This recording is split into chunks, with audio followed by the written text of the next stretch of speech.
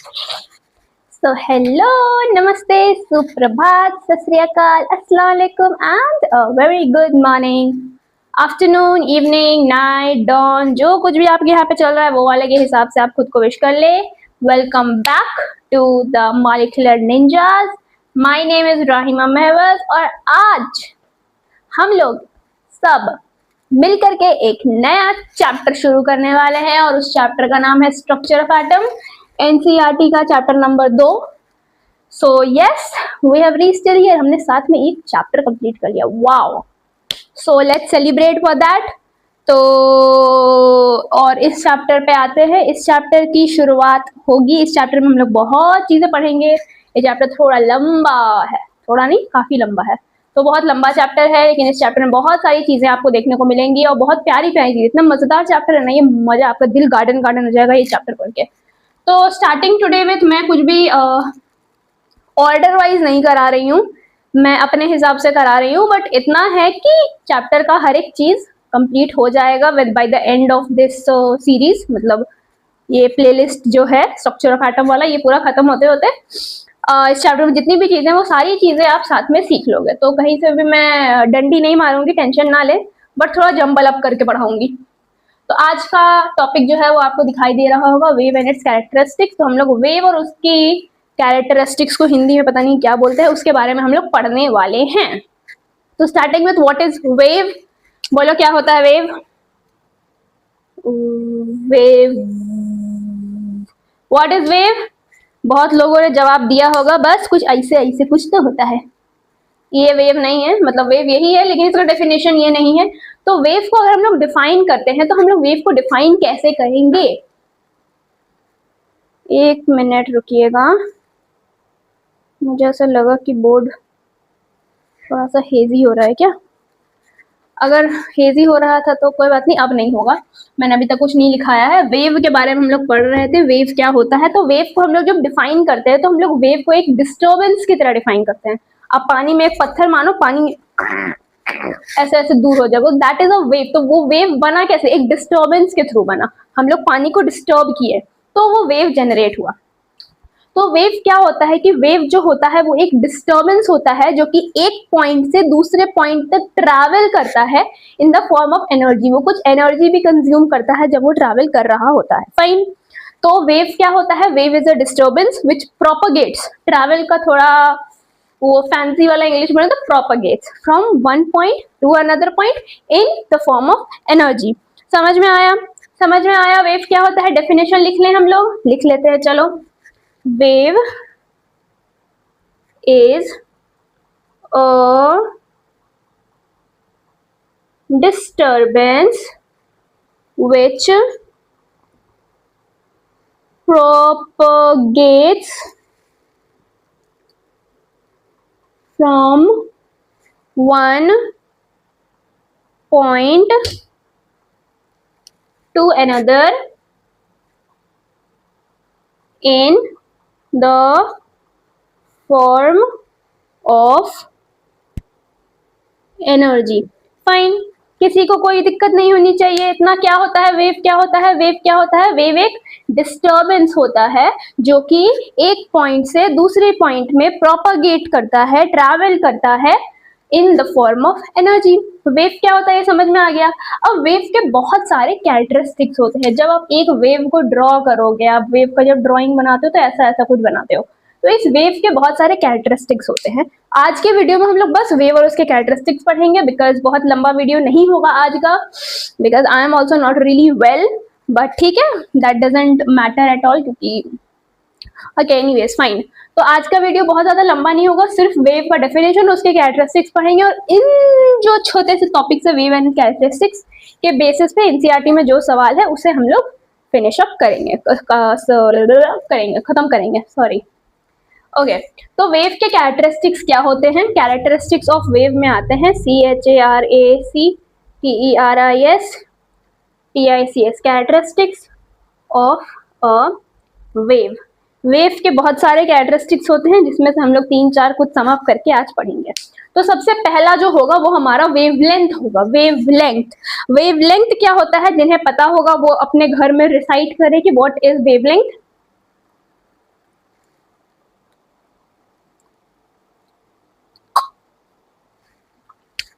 ठीक है, वेवलेंथ,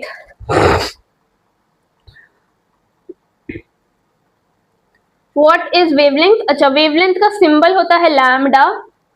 एक सेकेंड, सॉरी, इसको साइड से देख के नहीं लग रहा है वो आंख है वो नाक है, आदमी सैड है। गलती से बन गया, ये ब्रैकेट दे रही थी मैं। ठीक है, वेवलेंथ का सिंबल होता है लैम्डा, ऐसा कुछ सिंबल होता है इसका। पता है ये सिंबल मैं जब भी देखती हूँ ना, मेरे को जिराफ का याद आता है। जिराफ जैसा नहीं लगता है ये, कोई जिराफ का ये गर्दन है, ये जिराफ का चोंच है, मतलब उसका मुंह है और ये उसके पैर हैं। वो जिराफ अगर साइडवेज खड़ा हो तो कैसा, ऐसा ही नहीं दिखेगा, ये उसका मुंडी होगा, ये उसका पैर होगा। जिराफ नहीं लगता है, मैं तो जब भी इसको देखती हूँ मेरे को जिराफ का याद आता है। कितना सुंदर है जिराफ। हाँ, तो वेवलेंथ का जो सिंबल होता है वो जिराफ जैसा होता है, ठीक है, याद रखेंगे, बड़ा अच्छे से याद रहेगा क्योंकि जिराफ जैसा सिंबल है। तो कोई बात नहीं, मजाक कर रही थी, पर मुझे ये हमेशा जिराफ जैसा दिखता है यार। मेरे को जब पहली बार मैंने देखा था मैंने बोला वाओ, तो जिराफ है, इतना सुंदर लगता है जिराफ जैसा। चलो ठीक है, कोई बात नहीं। वेवलेंथ क्या होता है? वेवलेंथ होता है, लिख लीजिए पहले, the distance between two consecutive, CUTIVE होता है ना, कंसेक्यूटिव क्रेस्ट एंड ट्रफ। मतलब क्या है? अब ये वेव है, ये वेव है, चलो नीचे बड़ा करके बनाते हैं, ये वेव है, ये एक वेव है पूरा, और बड़ा बना देते हैं, चलो हमारा वेव थोड़ा ज्यादा है, ठीक है, ये वेव है। अब वेव का ये वेव है, इस वेव में बहुत सारी चीजें होती है, वेवलेंथ होती है, फ्रीक्वेंसी होती है, वेव नंबर होती है, ये होता है, वो होता है, बहुत कुछ होता है। अभी हम लोग वेवलेंथ के बारे में पढ़ रहे हैं। तो वेवलेंथ क्या होता है? What is wavelength? What is wavelength? तो वेवलेंथ बोलता है द डिस्टेंस, मतलब कि वो डिस्टेंस है बिटवीन टू कंसेक्यूटिव, मतलब लगातार, लगातार कंसेक्यूटिव को हिंदी में अगर बोलो तो लगातार, क्रेस्ट एंड ट्रफ। तो यार क्रेस्ट एंड ट्रफ क्या होता है? देखो, क्रेस्ट एंड ट्रफ का मतलब होपफुली आपको पता होगा, और अगर आपको नहीं पता है तो मैं अभी आपको बता देती ही हूँ। ये जो ऊपर है ना, देखो ये वेव है, वेव, देखो ये जो पूरा वेव, एक कंप्लीट वेव बनता है, देखो this is one complete wave. So this one complete wave is made of one crest and one trough. ये जो ऊपर वाला है ना, ये this is known as crest, और ये जो नीचे वाला है, नीचे वाला, this is known as trough. Fine. This is known as crest. जो एक wave, this is one wave, ऊपर से शुरू हुआ, नीचे जाके वापस इस पॉइंट पे आके जब ये लैंड किया है, this is what we call one wave. तो एक wave जो होता है, it comprises of one crest and one trough. तो क्रेस्ट एंड ट्रफ क्या समझ, ये है ना, ये क्रेस्ट है, ये ट्रफ है, फिर ये क्रेस्ट है, फिर ये ट्रफ है, वैसे ये क्रेस्ट है, ये ट्रफ है, क्रेस्ट है, ये ट्रफ है, ऐसे चलता जाता है पूरा वेव। फाइन। तो बोलता है डिस्टेंस बिटवीन टू कंसेक्यूटिव, मतलब लगातार क्रेस्ट, ये पहला क्रेस्ट है, ये दूसरा क्रेस्ट है, इन दोनों क्रेस्ट के बीच का जो डिस्टेंस है ना, this is what you call wavelength. Wavelength का क्या डेफिनेशन होता है? Distance between two consecutive crest या फिर टू कंसेक्यूटिव ट्रफ, दो कंसेक्यूटिव, पहला क्रेस्ट दूसरा क्रेस्ट, दोनों लगातार प्रेजेंट वाले क्रेस्ट के बीच का जो डिस्टेंस है, या फिर दोनों कंसेक्यूटिव ट्रफ के बीच का जो डिस्टेंस है, that is what you call wavelength. ठीक है, समझ में आ गया? दो कंसेक्यूटिव क्रेस्ट का डिस्टेंस हुआ या दो कंसेक्यूटिव ट्रफ का डिस्टेंस हुआ, उसको हम लोग वेवलेंथ बोलते हैं। फाइन, फाइन, समझ में आया? वेवलेंथ के डेफिनेशन, सॉरी डिफरेंस नहीं, डेफिनेशन समझ में आया? आप सबसे पहले वेव लिखेंगे, आप हेडिंग देंगे स्ट्रक्चर ऑफ एटम, उसके बाद आप वेव का डेफिनेशन लिखेंगे, कैरेक्टरिस्टिक्स ऑफ वेव लिख के आप पहला पॉइंट लिखेंगे, wavelength, distance between two consecutive crest and trough is known as wavelength. ये डायग्राम आप बनाएंगे, डायग्राम में आप दिखाएंगे कि ये वेवलेंथ है, ये दोनों क्रेस्ट है, ये दोनों ट्रफ है, दोनों कंसेक्यूटिव क्रेस्ट और ट्रफ के बीच का डिस्टेंस जो होता है वो हमारा वेवलेंथ होता है। यहाँ तक आप लिखेंगे। इसके बाद आप लिखेंगे, मेरे को डस्टर देना होगा मेरे, क्योंकि मेरे पास जगह नहीं है।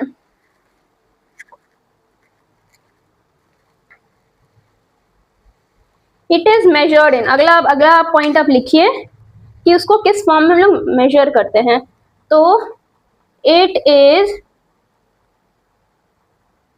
मेजर्ड इन जनरली मीटर्स में होता है, बट क्योंकि वेवलेंथ जो होता है किसी भी चीज का बहुत कम अमाउंट में होता है, किसी मैक्रोस्कोपिक चीज की बात करें तो हम लोग उसको पिकोमीटर में भी करते हैं, 1 पिकोमीटर, और हम लोग फेम्टोमीटर में भी करते हैं, ठीक है, और हम लोग नैनोमीटर में भी करते हैं। तो ये सारे यूनिट्स में हम लोग वेवलेंथ को मेजर किया जाता है, करते हैं हम लोग, ठीक है, ठीक है।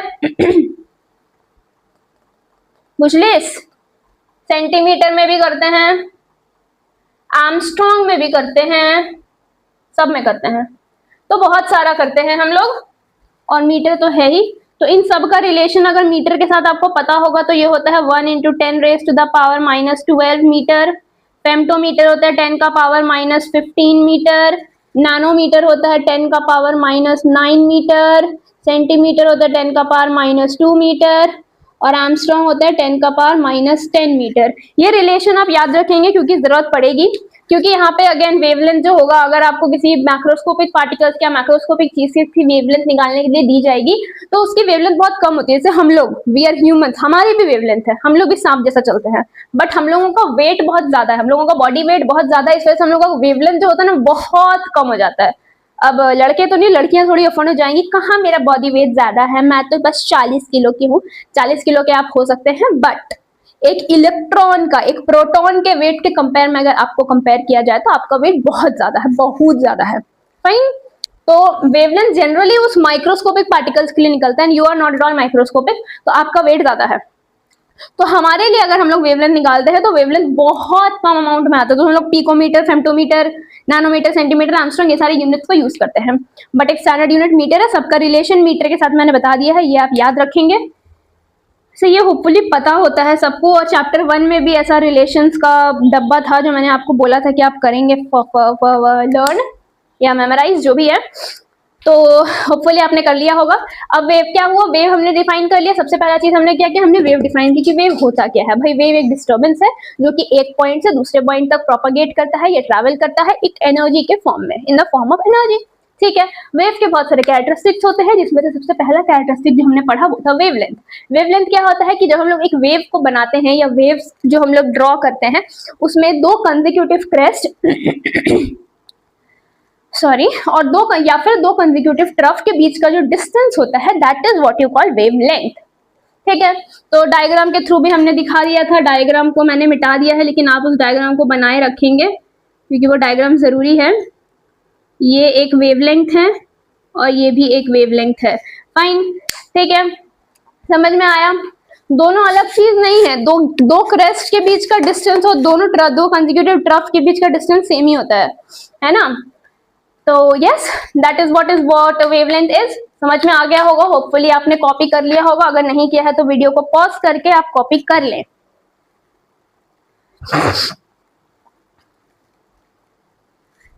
हो गया, चलिए आगे बढ़ते हैं।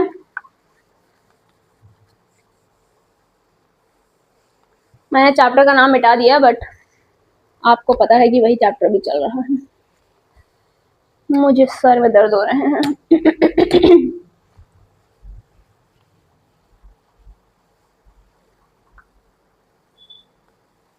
चलिए फाइन, सॉरी। अगला कैरेक्टरिस्टिक ऑफ वेव है हमारा फ्रीक्वेंसी। पहला वेवलेंथ था, दूसरा हम लोग पढ़ेंगे फ्रीक्वेंसी। ये है FREQUENCY। फ्रीक्वेंसी का जो सिंबल होता है ना ये ऐसा होता है, थोड़ा डिजाइनदार वी को थोड़ा स्टाइल से लिखोगे आप तो वो हो जाएगा फ्रीक्वेंसी। इसको हम लोग पढ़ते हैं न्यू नोज न्यू म्यू नहीं, म्यू एम नहीं, नोज ना nu, this is known as nu, इसको न्यू पढ़ते हैं। तो फ्रीक्वेंसी होता क्या है, एक सेकेंड सॉरी।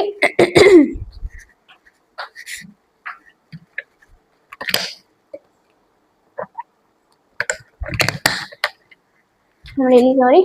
फ्रीक्वेंसी क्या होता है, सॉरी, फ्रीक्वेंसी होता है the total number of waves traveling through an imaginary point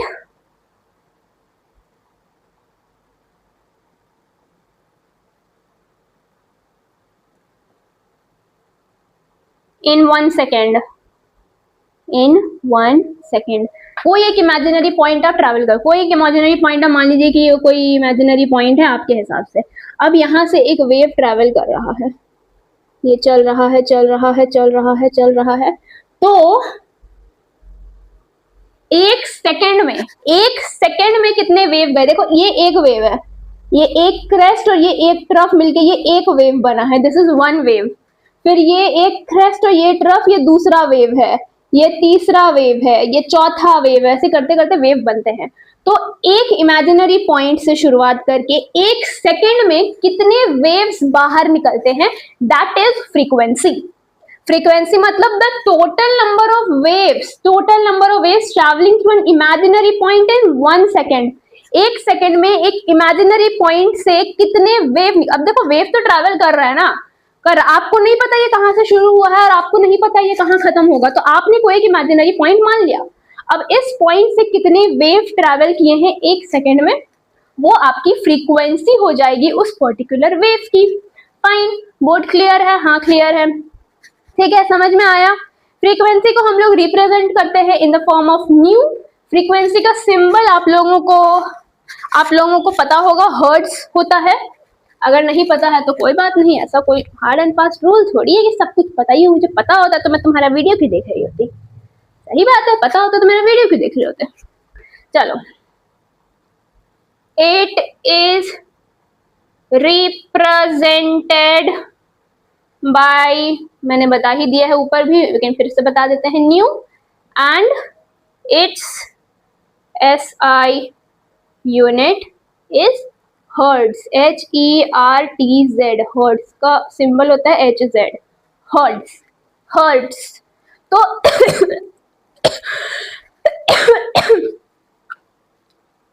ठीक है, ठीक है,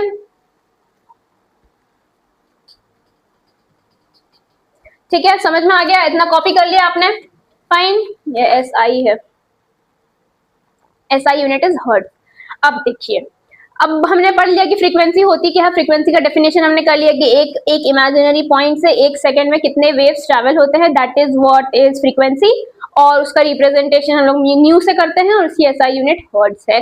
साइकिल्स पर सेकेंड भी एक यूनिट होता है जिससे हम लोग मेजर करते हैं, उसको हम लोग CPS लिखते हैं, 1 CPS।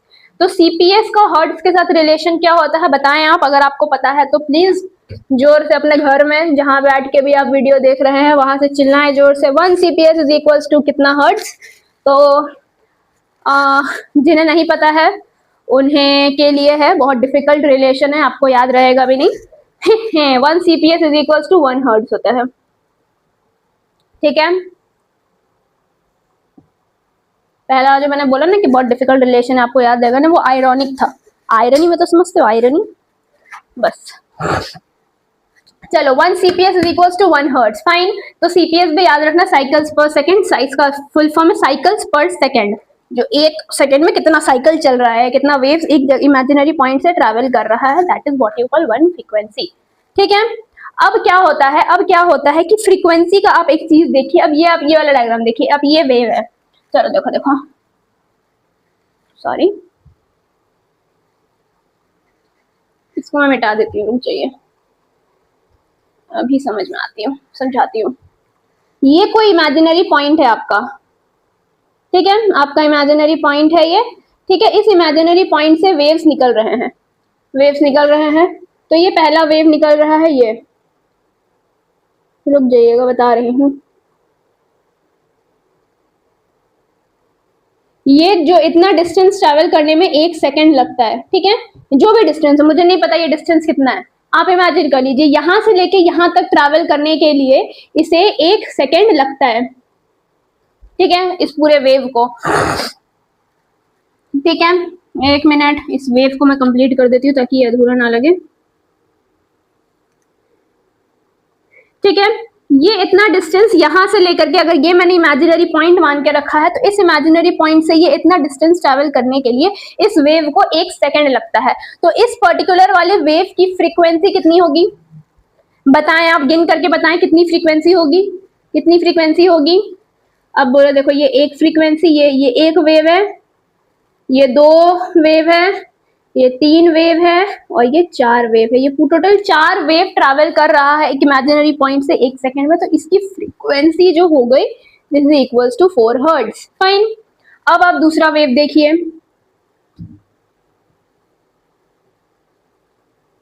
नहीं इतना बड़ा नहीं, छोटा कर देता है थोड़ा सा छोटा तो कर ही सकते हैं जो बाबा। मुझे चाहिए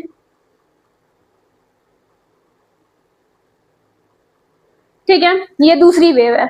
इस वेव की फ्रीक्वेंसी कितनी है आप बताइए? इस वेव की फ्रीक्वेंसी कितनी है? ये एक वेव गया है और ये 2 वेव गया है, तो इसमें 1 सेकेंड में 2 बार दो वेव ट्रैवल किया है एक इमेजिनरी पॉइंट से, तो इसकी फ्रीक्वेंसी है 2 हर्ट्ज। इसकी फ्रीक्वेंसी ज्यादा है, इसकी फ्रीक्वेंसी कम है। अब हम लोग वेव लेंथ कंपेयर करते हैं। अभी हम लोग पिछले वाले पढ़े थे वेव लेंथ। वेव लेंथ मतलब क्या होता है? 2 कंसेक्यूटिव क्रेस्ट या 2 कंसेक्यूटिव ट्रफ के बीच का जो डिस्टेंस होता है दैट इज वेव लेंथ। तो इस वेव की वेवलेंथ क्या है? ये उसकी वेवलेंथ है, ये उसकी वेवलेंथ है। और इस वाले वेव की वेवलेंथ क्या है? ये उसकी वेवलेंथ है। अब आप बताइए कि ये वेवलेंथ, ये इसको मैं लैम्डा 1 मान लेती हूँ, इसको मैं लैम्डा 2 मान लेती हूँ। लैम्डा 1 और लैम्डा 2 में बड़ा कौन है? कौन से वेव की जो वेवलेंथ है वो ज्यादा है? अब तक आपने जवाब दे दिया होगा कि भाई इसका वेवलेंथ ज्यादा है, भाई ये वेव बड़ा है तो इसकी वेवलेंथ, इसका क्रेस्ट का साइज, इसके ट्रफ का साइज बड़ा है तो इसका वेवलेंथ बड़ा है। वेयरएज इस वाले केस में वेव छोटा छोटा है तो वेवलेंथ छोटा है। समझ में आया? अब आप देखिए फ्रीक्वेंसी, वेवलेंथ किसकी ज्यादा है? इसकी ज्यादा है। फ्रीक्वेंसी किसकी ज्यादा है? इसकी ज्यादा है। तो इससे आपने क्या सीखा कि कोई भी वेव जिसकी जितनी ज्यादा वेवलेंथ होगी उसकी फ्रीक्वेंसी उतनी ही कम होगी। मतलब frequency is inversely proportional to wavelength. ये समझाने का यही मतलब था। फ्रीक्वेंसी, ये वाला जो हमारा जिराफ है थोड़ा सा झुक गया है घास खाने के लिए नीचे, तो थोड़ा सा बूढ़ा जिराफ है, कंधा इसका झुक गया थोड़ा सा, कोई बात नहीं। तो हमने यहाँ से क्या सीखा कि जो फ्रीक्वेंसी होती है it is inversely proportional to wavelength. Wavelength जितना ज्यादा होगा फ्रीक्वेंसी उतनी कम होगी, वेवलेंथ जितना कम होगा फ्रीक्वेंसी उतनी ज्यादा होगी। अब कोई वेव है, ये भाई ये आइस से ट्रैवल किया है, इसकी वेवलेंथ भाई अभी पूरा एक फ्रीक्वेंसी इसकी 1 भी नहीं है, 1 से भी कम है, आधा हर्ट्ज ही ट्रैवल कर पा रहा है। और इसका डिस्टेंस, इसका जो वेवलेंथ होगा ये और ज्यादा होगा। तो वेवलेंथ जितना ज्यादा होगा फ्रीक्वेंसी उतनी ही कम होती चली जाएगी। तो यहाँ से हमने पता चला कि frequency is inversely proportional to wavelength. अब ये तो साइंस का रूल है कि प्रोपोर्शनलिटी साइन हटाएंगे तो कोई कांस्टेंट इंट्रोड्यूस होगा। वो जो कांस्टेंट इंट्रोड्यूस होता है वो होता है सी। सी मतलब क्या होता है? C is the speed of light. Speed of light है ये in vacuum. Speed of light in vacuum, ये सी क्या है? ये प्रोपोर्शनलिटी साइन को जब हम लोग हटाते हैं और उसको एक कांस्टेंट से रिप्लेस करते हैं तो इस केस में जो कांस्टेंट आता है उस कांस्टेंट का वैल्यू होता है C, that is the speed of light, that is 3 × 10⁻⁸। समझ में आया? ये रिलेशन आप याद रखेंगे, इंपॉर्टेंट है, क्वेश्चंस में काम आता है, क्वेश्चंस बनाएंगे, आपको ये रिलेशन जरूरत पड़ेगी। समझ में आया यहाँ तक? फ्रीक्वेंसी समझ में आया? फ्रीक्वेंसी क्या होता है? एक इमेजिनरी पॉइंट से 1 सेकेंड में कितने वेव्स बाहर आ रहे हैं वो फ्रीक्वेंसी है। फ्रीक्वेंसी किसी वेव की जितनी ज्यादा होगी उसकी वेवलेंथ उतनी कम, वेवलेंथ जितनी ज्यादा फ्रीक्वेंसी उतनी कम। वेवलेंथ को हम लोग कैसे नापते हैं? हर्ट्ज में नापते हैं, उसकी एसआई यूनिट हर्ट्ज है, सिंबल न्यू है। ठीक है, रिलेशन हमने निकाल दिया फ्रीक्वेंसी और वेवलेंथ के बीच का। ये एक रिलेशन हमने अब तक सीख लिया, अभी तो चैप्टर शुरू हुआ है, रिलेशन आने चालू हो गए। Nu is equals to C by lambda. बुझलेस आपने होपफुली कॉपी कर लिया होगा, अगर नहीं किया है तो वीडियो को पॉज करके कर ले।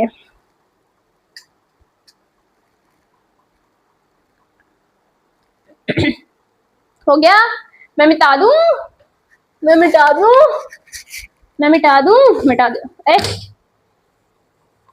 बार सॉरी, मेगा नाश्ता रहते मेरा रोड। कोई बात नहीं, जुगाड़ निकलेगा, कोई बात नहीं, जुगाड़ निकल दूंगा। कुछ तो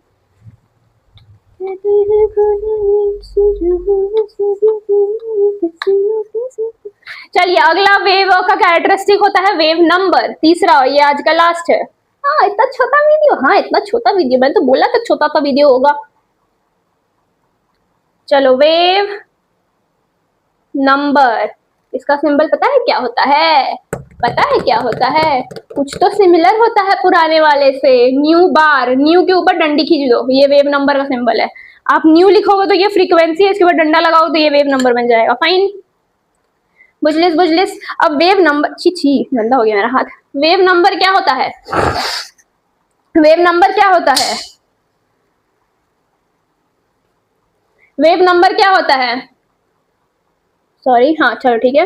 total number of waves present in 1 centimetre का एरिया। बस 1 सेंटीमीटर, यूनिट होना चाहिए, सेंटीमीटर जरूरी नहीं है, मीटर भी हो सकता है, मतलब 1 यूनिट होना चाहिए। 1 सेंटीमीटर स्क्वायर का डब्बा है, इसका लेंथ 1 सेंटीमीटर है, तो विथ 1 सेंटीमीटर है, ठीक है। इस डब्बा के अंदर कितने वेव्स अटेंगे वो वेव नंबर है। समझ में आया? कुछ नहीं है, एक सेंटीमीटर या 1 मीटर स्क्वायर का डब्बा, यूनिट वॉल्यूम या यूनिट ये होना चाहिए उसका, 1 सेंटीमीटर होना चाहिए या फिर 1 मीटर होना चाहिए, 1 होना चाहिए। उसके अंदर कितने वेव्स अटेंगे, that is what you call wave number. समझ में आया? समझ में आया? बुझलिस? अब आप देखो, ये डब्बा है, ये मेरा 1 सेंटीमीटर स्क्वायर का डब्बा है, ठीक है, यूनिट सेंटीमीटर स्क्वायर का डब्बा है। इसके अंदर वेव अट रहे हैं 1 और आधा, और यही सेम डब्बा है, ये सेम डब्बा है, इसके अंदर वेव अट रहे हैं ऐसे।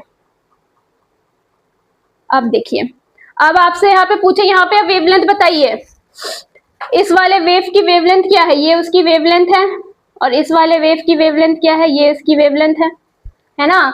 इसकी वेव नंबर कितना है इसका? इस डब्बा के अंदर कितना वेव अटा है? 1 अटा है, आधा अटा है, तो वेव नंबर जो है इसका ये 1.5 है, और इसका जो वेव नंबर है ये कितना है? ये 1 2 3 4 है, इसका वेव नंबर इज 4। वेवलेंथ किसका ज्यादा है? इन दोनों में से वेवलेंथ किसका ज्यादा है? बोलो इसका ज्यादा है, क्योंकि वेव बड़ा है। इन दोनों में से वेव नंबर किसका ज्यादा है? बोलो इसका ज्यादा है, क्योंकि ज्यादा अटा है 1 सेंटीमीटर के एरिया में। तो यहां से फिर क्या समझा कि wave number is also inversely proportional to wavelength. Wave number भी वेवलेंथ के इनवर्सली प्रोपोर्शनल होता है। जितना वेवलेंथ बढ़ेगा उतना वेव नंबर घटेगा। फाइन, वेवलेंथ जिसकी जितनी ज्यादा, वेव नंबर उसकी उतनी कम। अब यहाँ पे भी अगेन इस प्रोपोर्शनलिटी के साइन को हम लोग इक्वालिटी के साइन से रिप्लेस करेंगे। तो इसको जब इक्वालिटी के साइन से रिप्लेस करते हैं और जो एक कांस्टेंट इंट्रोड्यूस होता है, वो कांस्टेंट क्या होता है मुझे नहीं पता, लेकिन उस कांस्टेंट की वैल्यू 1 होती है, 1। तो वेव नंबर को आप डायरेक्टली लिख देते हो 1/λ, और इसका यूनिट पता है क्या होता है? पर सेंटीमीटर। देखो वेवलेंथ का यूनिट क्या होता था? सेंटीमीटर होता था, या फिर हम लोग मीटर लिखते थे, और ये देखो वेवलेंथ का रिवर्स है, तो पर सेंटीमीटर। तो इसका यूनिट या तो पर सेंटीमीटर या तो पर मीटर, जिस भी यूनिट में दिया हुआ है क्वेश्चन, अगर मीटर में दिया है तो पर मीटर होगा, सेंटीमीटर में दिया है तो पर सेंटीमीटर होगा। वो तो फिर आप क्वेश्चन देख के समझ जाएंगे, राइट। बट बेसिक बात समझ में आई। बेसिक बात क्या था कि एक वेव है, एक 1 सेंटीमीटर स्क्वायर एरिया का डब्बा है, उस डब्बे के अंदर कितना वेव अटे, डब्बा जरूरी नहीं है, मतलब एक इमेजिनरी 1 सेंटीमीटर स्क्वायर का एरिया, उसके अंदर कितने वेव्स अटे, डब्बा बनाना जरूरी नहीं है। मैं बस वो आपको समझ आए इसलिए मैं डब्बा बना रही हूँ। इंसान बोलते बोलते थक जाता है, तबियत खराब रहता है, तो कोई बात नहीं। तो फिर वही है, 1 सेंटीमीटर स्क्वायर के एरिया में, 1 सेंटीमीटर स्क्वायर वॉल्यूम में कितना वेव्स अटेगा उसको हम लोग वेव नंबर बोलते हैं। Wave number is also inversely proportional to wavelength. Wavelength जितना ज्यादा होगा वेव नंबर उतना ही कम होगा। फाइन, तो इसको हम लोगों ने प्रोपोर्शनलिटी के टर्म्स में लिखा। इसका प्रोपोर्शनलिटी को जब हम लोग इक्वालिटी के साइन से रिप्लेस किए, तो जो कांस्टेंट पुट होता है उस कांस्टेंट की वैल्यू 1 ही होती है। वो कांस्टेंट कुछ भी, आप उसका नाम k मान लीजिए, लेकिन उस k की वैल्यू जो होती है वो 1 होती है। तो हम लोग डायरेक्टली लिखते हैं कि wave number is equal to 1/λ। अब तक आपने 2 रिलेशन सीखा। क्या सीखा?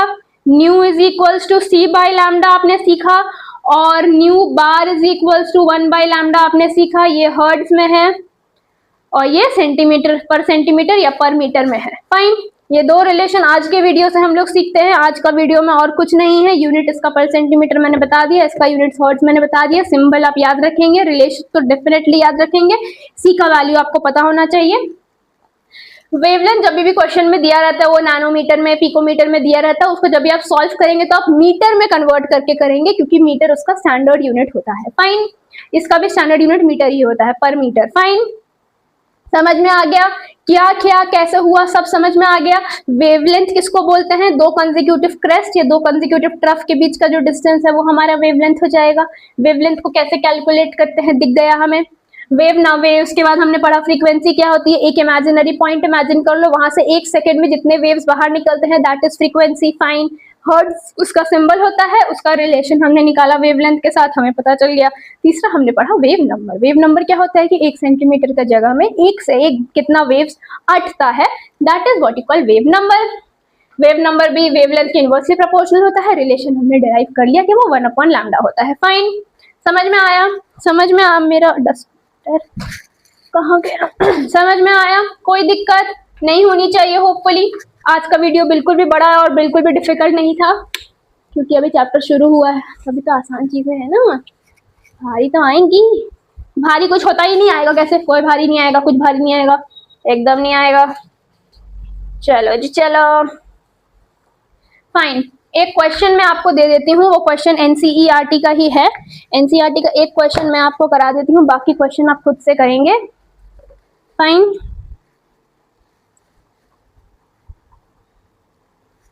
क्वेश्चन बोलता है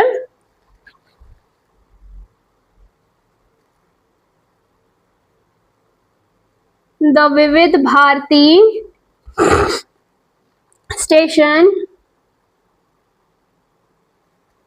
of all India radio Delhi, ये सब वैसे ही है,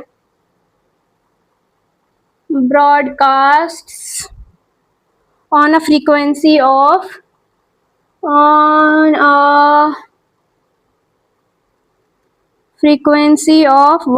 1368 किलोहर्ट्ज। ठीक है, कैलकुलेट द वेवलेंथ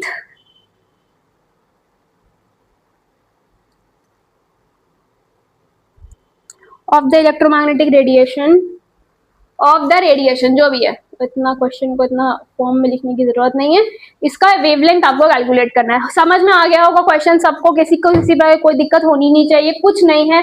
और इस टॉपिक के सारे क्वेश्चन ऐसे ही होंगे। अभी मैं एनसीईआरटी के और क्वेश्चन दूंगी घर में बनाने के लिए, सब ऐसा हो, कुछ भी नया नहीं होगा। तो क्या है, फ्रीक्वेंसी आपको दे दिया है, वेवलेंथ आपको निकालना है। सिंपल फॉर्मूला अभी आपने पढ़ा है, nu directly proportional to lambda होता है, इनवर्सली प्रोपोर्शनल टू लैम्डा होता है। प्रोपोर्शनलिटी का साइन हटाएंगे तो सी आ जाएगा, nu is equal to C by lambda हो जाएगा। यहाँ पे जो न्यू होता है इसका यूनिट क्या होता है? हर्ट्ज होता है। यहाँ किस में दिया हुआ है? किलो हर्ट्ज में दिया है, तो डेफिनेटली हम लोग इसको हर्ट्ज में कन्वर्ट करेंगे। तो किलो हर्ट्ज को हर्ट्ज में कन्वर्ट करने के लिए 1 किलो हर्ट्ज 1 किलो हर्ट्ज बराबर होता है 1000 हर्ट्ज। बहुत ऑब्वियस है, 1 किलो बराबर 1000 ग्राम होता है ना, वैसे 1 किलो हर्ट्ज बराबर 1000 हर्ट्ज होता है। फाइन, तो यहाँ पे न्यू की वैल्यू आपको दे दी गई है, न्यू की वैल्यू हो जाएगी 1368 इंटू 10 का पावर 3। फाइन, सी का वैल्यू आपको पता रहता है 3 into 10 raise to the power 8। Lambda आपको निकालना है, लैम्डा आपको निकालना है, निकल जाएगा। ये वैल्यू पता है, ये पता है, इसको निकालना है। 3 को चीज है, उसमें से 2 को दिया हुआ, 1 अननोन है, बहुत ऑब्वियस हो जाएगा। लैम्डा इज इक्वल्स टू हो जाता है C by nu is equals to 3 into 10 raise to the power 8 divided by 1368 multiplied by 10 का पावर 3। इसको आप सॉल्व करेंगे, सॉल्व करके आंसर मैं आपको बता देती हूँ। ऐसा बताने की जरूरत तो है नहीं, आप खुद से सॉल्व कर लेंगे, बट ठीक है। जब आप इसको सॉल्व करेंगे और इसमें आएंगे तो ये आएगा 219.3 मीटर्स। मीटर्स क्यों? क्योंकि लैम्डा का यूनिट, वेवलेंथ का यूनिट मीटर्स ही होता है। फाइन, इसका standard unit SI unit metres ही होता है। कोई दिक्कत इस प्रकार के क्वेश्चन में? कोई दिक्कत बिल्कुल भी नहीं होनी चाहिए भाई, सिंपल से ये को रिलेशन है, उस रिलेशन के बेसिस पे ये है, बिल्कुल भी डिफिकल्ट नहीं है। फाइन, एक क्वेश्चन है इसी एनसीईआरटी का है, मैं पढ़ देती हूँ। Calculate wave number and frequency of a yellow radiation having wavelength 5800 Armstrong. मैं क्वेश्चन लिख नहीं रही हूँ, मैं बता देती हूँ। क्या आपको निकालना है? पहला आपको न्यू बार निकालना है, वेवलेंथ वेव नंबर निकालना है, दूसरा आपको फ्रीक्वेंसी निकालना है। लैम्डा का वैल्यू आपको दे रखा है 5800 एमस्ट्रॉन्ग। कोई दिक्कत बिल्कुल भी नहीं होनी चाहिए। एमस्ट्रॉन्ग को मीटर में बदलिए, अभी मैंने रिलेशन लिखवाया था, पन्ना पलट के अपने कॉपी में देखिए, जिस भी पेज में लिखा उसी पेज में है तो बस पलट दीजिएगा। एमस्ट्रॉन्ग को जब आप मीटर में कन्वर्ट करेंगे तो हो जाएगा 5800 इंटू 10⁻⁻10 मीटर।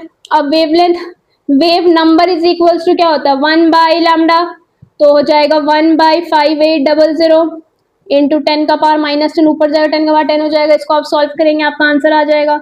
उसी तरह से frequency is equals to C by lambda होता है। सी का वैल्यू आपको पता है, लैम्डा का वैल्यू आपको पता है, दोनों को आप डिवाइड कर देंगे तो फ्रीक्वेंसी निकल जाएगी। कोई दिक्कत? कोई दिक्कत?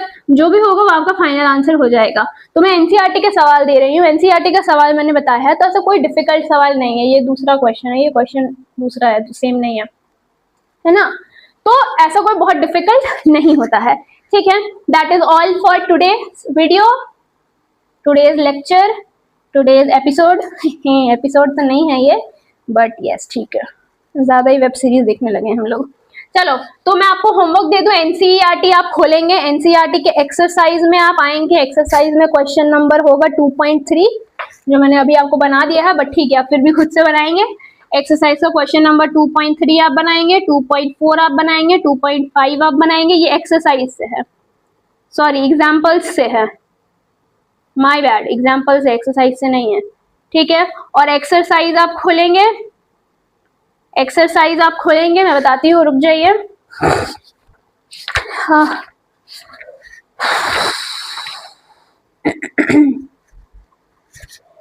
एक्सरसाइज में से आप आएंगे क्वेश्चन नंबर 2.5, एक्सरसाइज का क्वेश्चन नंबर 2.5 आप बनाएंगे। एक्सरसाइज का क्वेश्चन नंबर 2.7 आप बनाएंगे।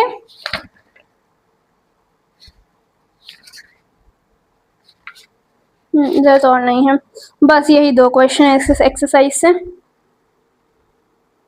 तो फोटॉन्स होता तो फोटॉन्स जब आएगा तो अभी तो नहीं होगा ये सब। हाँ ठीक है, बस इतना ही, बस that is all for today. Meet you tomorrow morning at the same time, till then goodbye, thank you. हाँ, हम लोग स्कूल में असेंबली करते थे ना, तो हम लोग का ये लाइन फिक्स्ड होता था। असेंबली खत्म होने वाली होती थी, जो जैसे अगर मैं नरेटर हूँ, मैंने शुरू किया, मैंने बुलाया कि आज स्पीच देने ये आएंगे, थॉट फॉर द डे बोलने ये आएंगी, न्यूज देने ये आएंगी वगैरह करने के बाद लास्ट में हम लोग बोलते थे ना, this is all for today, meet you tomorrow morning at the same time, till then goodbye, thank you. ये हम लोग का रटा हुआ डायलॉग होता था हमारे स्कूल में, बट ठीक है वो डायलॉग यहाँ पे नहीं है, बट फाइन। एग्जाम्पल से 1 2 3 क्वेश्चन, एक्सरसाइज से 2 क्वेश्चन, मतलब देखो छोटा सा टॉपिक है, 3 जो चीज मैंने पढ़ाया है, एक तो वेवलेंथ, एक तो वेव नंबर, एक तो फ्रीक्वेंसी, उसमें से 5 क्वेश्चन आपके एनसीईआरटी में है। तो मेरे कहने का मतलब है कि सारे टॉपिक्स इंपॉर्टेंट है, किसी में भी छोड़ के नहीं जाना है, बिल्कुल नहीं बोले ये तो बड़ा आसान टॉपिक, इससे कौन क्वेश्चन पूछेगा। पूछेगा, नहीं भी पूछेगा तो कोई बात नहीं, आपको करके जाना है, समझे। सर में दर्द हो रहा है मेरे, चलो कोई बात नहीं, आप लोगों की वजह से नहीं, सर में दर्द मेरे पहले से ही हो रहा है, सॉरी, कोई बात नहीं, कोई बात नहीं, मिटा दूं, मिटा के मैं क्या करूंगी, हो गया भाई खत्म, आज इतना ही पढ़ना था, इतना छोटा वीडियो। अरे हाँ, इतना छोटा छोटा वीडियो है, देखो इस चैप्टर में छोटे छोटे बहुत से टॉपिक्स, तो हम लोग एक वीडियो में एक टॉपिक ही कवर करेंगे। तो अगला वीडियो होपफुली मैं प्लैंक्स क्वांटम थ्योरी का लाऊंगी, होपफुली, मैं श्योर नहीं हूँ, चेंज भी हो सकता है, बट अभी तक के हिसाब से तो मुझे यही लगता है कि मैं वही लाऊंगी। मेरा मूड चेंज हो गया परसों, कल परसों तक, तो अलग बात है, बट ठीक है, कुछ भी जो भी आएगा वो आपको समझ में आ जाएगा, कहीं से भी उसमें ये नहीं होगी, कोई लैप्स नहीं होगा, कोई गैप नहीं आएगा कि यार ये क्या पढ़ा, ये समझ नहीं आ रहा है, सब कंटिन्यूएशन ही रहेगा। So fine, yes, this is all for today. बाकी वीडियोस आते रहेंगे, keep studying, keep learning, keep figuring out things, until then thank you so much and goodbye.